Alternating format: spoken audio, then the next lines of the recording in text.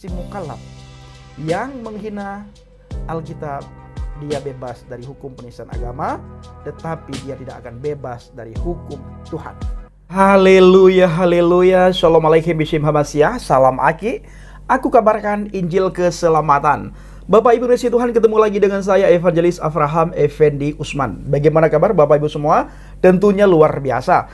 Nah saudaraku, kita akan membahas mengenai orang-orang yang congkak terhadap Tuhan, atau orang-orang yang akan menantang Tuhan. Kemana orang itu nantinya, di mana orang itu berada sesuai dengan firman Tuhan.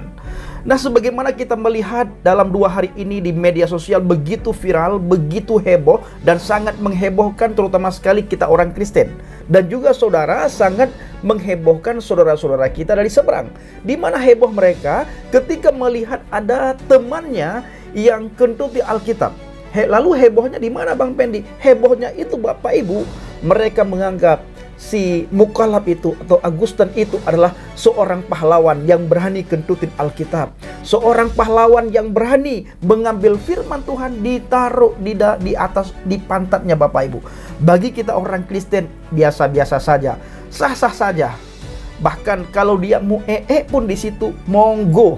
Karena yang dia hadapi itu bukan kita orang Kristen, tetapi dia lagi berurusan dengan Tuhan saudara. Lalu timbul pertanyaannya, kalau begitu Bang Pendi, kenapa dibahas lagi? Ini kita bahas saudara agar orang-orang congkak seperti si Agustan dan teman-temannya yang masih menantang Tuhan Yeshua HaMashiach, dia akan sadar dan dia akan insaf. Kalau bisa, kembalilah ke jalan yang benar, jalan yang diridhoi oleh Tuhan. Jalan yang diridhoi oleh Tuhan itu adalah Yohanes 14 ayat yang ke-6. Kenapa Yohanes 14 ayat yang ke-6? Kenapa tidak jalan-jalan yang lain? Karena Yohanes 14 ayat yang ke-6 ini adalah jalan di mana semua umat manusia butuh. Ya, petunjuk jalan ke surga itu tidak ada yang tidak butuh. Ketika kita meminta Tuhan, tunjukkan aku ke jalan yang benar, ke jalan yang lurus, ke jalan yang engkau ridhoi. Firman-Nya berkata di dalam Injil Yohanes 14 ayat yang ke-6, akulah jalan kebenaran dan hidup. Tidak ada seorang pun yang datang kepada Bapa kalau tidak melalui aku. Saudaraku, kembali lagi ya terhadap apa yang saya katakan tadi di awal, bahwa kita akan membahas terhadap orang-orang yang menentang Tuhan. Hukumnya apa? Orang yang melawan Tuhan, hukumnya apa? Sekalipun kita sudah tahu, tetapi bagaimana kata firman Tuhan? Bagaimana kata Alkitab? Ingat saudara, kita tidak wajib menghakimi mereka, karena firman yang berhak menghakimi seseorang. Saudaraku, kemungkinan si mukallaf itu bebas dari hukum dunia. Dia tidak akan diapa-apain. Kenapa? Karena dia mayoritas. Seandainya dia minoritas, begitu dia melakukan hal konyol, langsung diberkah Bapak Ibu. Habis berkah cok dalam penjara. Nyokun kamu orang Aceh, menani pubut-but halah ico iberkah itumpom dalam penjara.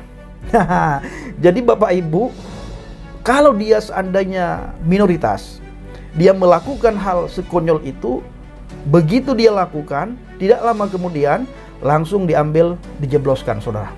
Tetapi berdasarkan dia mayoritas, dia masih bebas, dia biasa-biasa saja, dan dia merasa bangga, dan teman-temannya mengeluh-elukan dia. Teman-temannya berkata, kau hebat ya, hanya engkau satu-satunya manusia yang berani melakukan hal semacam itu, yang berani menentang Tuhan Yesus HaMashiach, hanya kau, tidak ada yang lain. Wow, bangga sekali Bapak Ibu. Tetapi bagaimana dengan hukum Tuhan? Apa kata firman Tuhan? Saudaraku, di dalam kitab Roma dikatakan orang benar hidup dengan iman.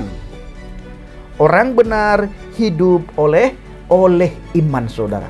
Bukan oleh kesombongan, bukan oleh kecongkakan, bukan, tetapi dengan iman.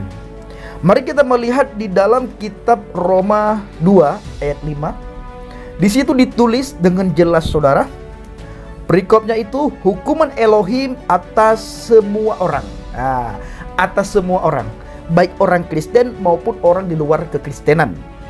Ayat yang ke-5. Tetapi oleh kekerasan hatimu yang tidak mau bertobat, engkau menimbun murka atas dirimu sendiri pada hari waktu mana murka dan hukuman Elohim yang adil akan dinyatakan. Lalu kita lanjut ayat yang ke-6. Ia akan membalas setiap orang menurut perbuatannya.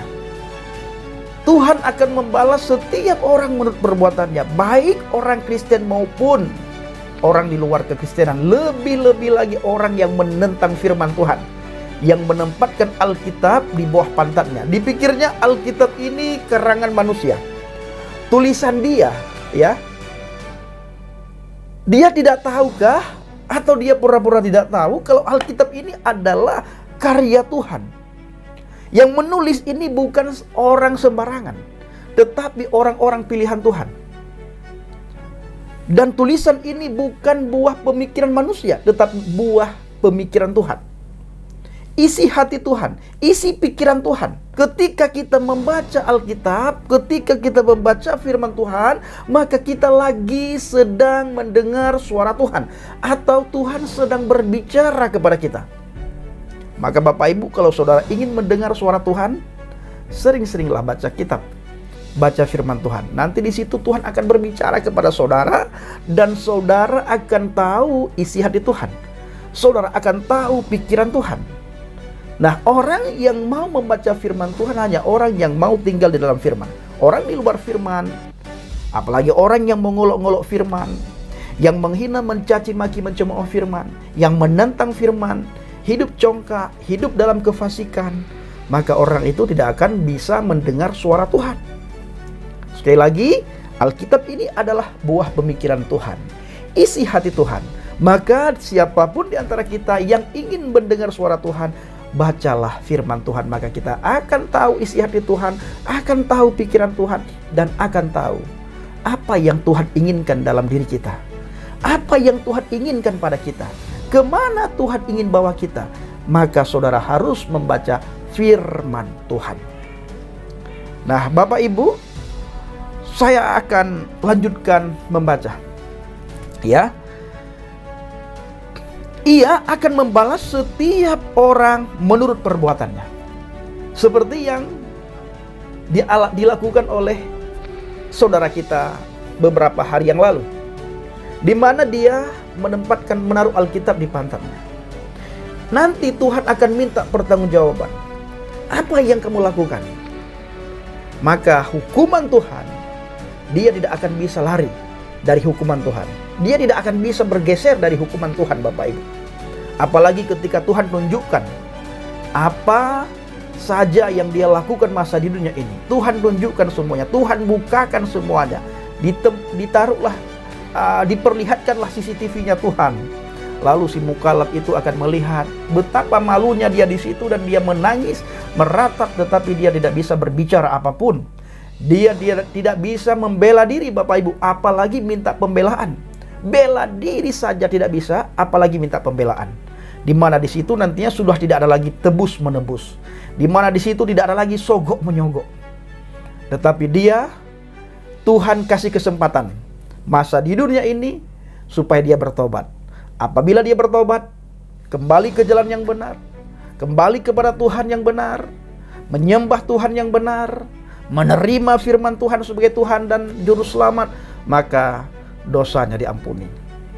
Dan itu bukan sekedar ngomong, tetapi benar-benar ditunjukkan kalau dia benar-benar bertobat. Tetapi bila tidak bertobat, maka hukuman Tuhan itu nyata. Karena kita melihat apa yang dilakukan itu adalah perbuatan yang sangat tidak masuk akal. Ayat yang ke-7, yaitu hidup kekal kepada mereka yang dengan tekun berbuat baik, mencari kemuliaan, kehormatan, dan ketidakbinasaan. Dan ketidakbinasaan.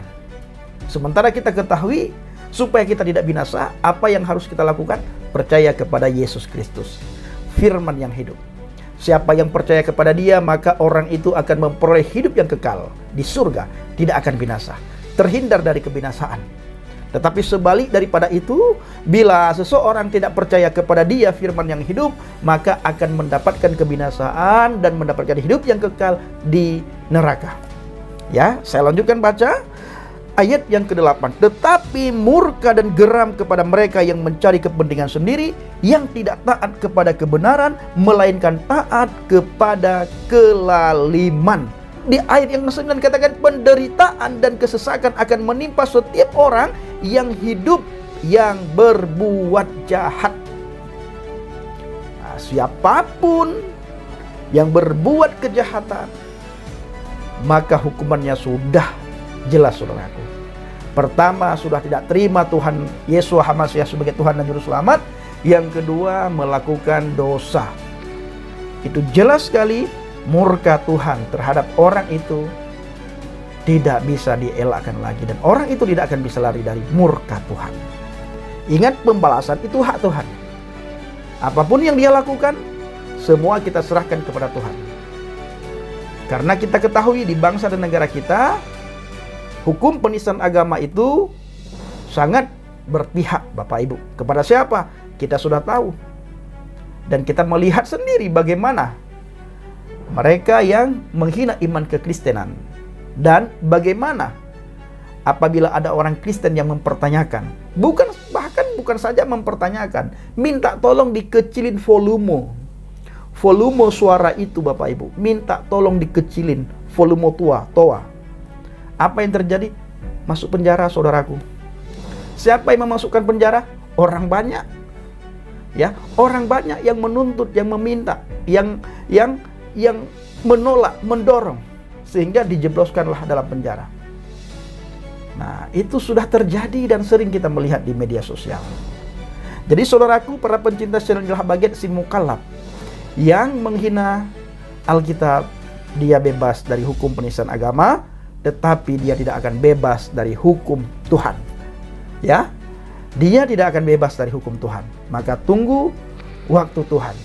Waktu Tuhan, waktu yang terbaik. Waktu Tuhan, waktu yang terbaik. Apapun itu, kalau sudah waktu Tuhan, maka siap-siaplah. Bahkan siap tidak siap, kalau waktunya sudah datang, tidak bisa ngelak, tidak bisa lari. Dan tidak bisa mundur, maju pun tidak bisa. Itulah yang dinamakan dengan waktu Tuhan. Maka selama masih diberikan kesempatan, nafas masih ada, masih hidup, masih sehat, pergunakan nafasmu untuk memuji Tuhan. Hidup ini adalah kesempatan. Hidup ini untuk melayani Tuhan. Jangan sia-siakan apa yang Tuhan beri.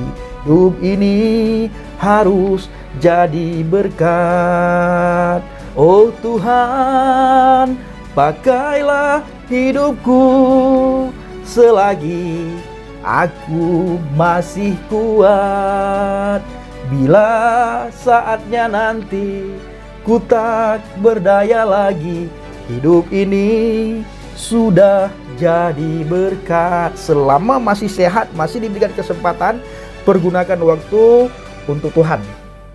Apapun yang kita lakukan dan apapun yang kita kerjakan, apapun yang kita ucapkan, apakah kita melakukan dan mengatakan di dalam nama Tuhan Yesus Kristus, Yesus Hamasiah, atau tidak? Maka ketika kita melakukan sesuatu, lakukanlah seperti kita bekerja atau melakukan untuk Tuhan. Maka hidup kita akan selalu aman, damai, tentram, dan sukacita. Saudaraku, kita berdoa supaya banyak orang bertobat, menerima Adonai Yesus Hamasiah sebagai Tuhan dan Juru Selamat. Dan saya mengucapkan terima kasih kepada saudara semuanya yang selalu mendukung penginjilan Habaget, baik melalui doa, dana, motivasi maupun support saudara. Terus dukunglah doa dan bawa Habaget dalam doa syafaat saudara agar banyak orang bertobat, terima dia sebagai Tuhan dan Juru Selamat. Terima kasih. Assalamualaikum Bishim Hamasiah. Salam Aki. Aku kabarkan Injil keselamatan. Bapak Yahweh Bishim Adonai Yesus Hamasiah, Ruach HaKodes memberkati kita semua. Haleluya. Amin. Salam murtadin.